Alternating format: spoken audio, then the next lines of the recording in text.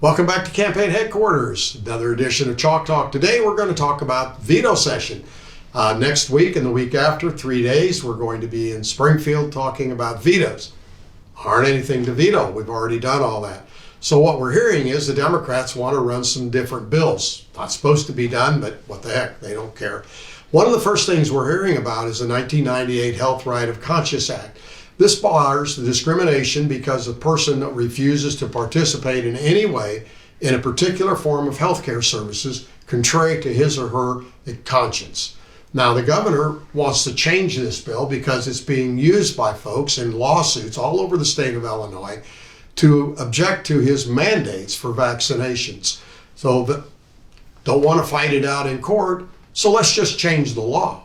Why not? If you don't like the law and it interferes with your governing and your dictatorship, just go in and change the law. The next thing we're talking about is removing parental notification for an abortion. Now, we had this big pro-abortion bill that was run through the House 2 years ago. One of the things they left in that was the parental notification for any girl under the age of 18 had to have some advice from an adult, be it a parent, a guardian, a teacher, or a clergyman. Well, the Democrats don't think that's fair. They think that they know how to raise your children better than you do. So they want to take out the parental notification. I think it's a terrible idea. I think that if you're a parent and your daughter were to have an abortion, you ought to at least know about it so that you can understand what they're going through. Democrats think they know better than you how to raise your kids. More actions coming on House Bill 3653. This was the initiative of the Black Caucus last January, the stroke of midnight.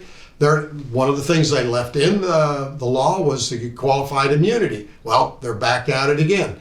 They want to eliminate qualified immunity for our police officers. That qualified immunity has been upheld by the United States Supreme Court. Black Caucus doesn't think they've done enough damage to our law enforcement community, so they're now going to look at qualified immunity. Last but not least is a congressional map. Democrats are out holding hearings on the new congressional map. We don't know what the map is, but they're out talking to people about the map. It's kind of like the fact that if we told you, hey, we're going to build you a 7-room house. How do you like that? Well, you kind of want to know what that house looks like, where the rooms are, how many bedrooms. Democrats don't care about that. They just want you to know that there's going to be a congressional map, and hey, what do you think of that?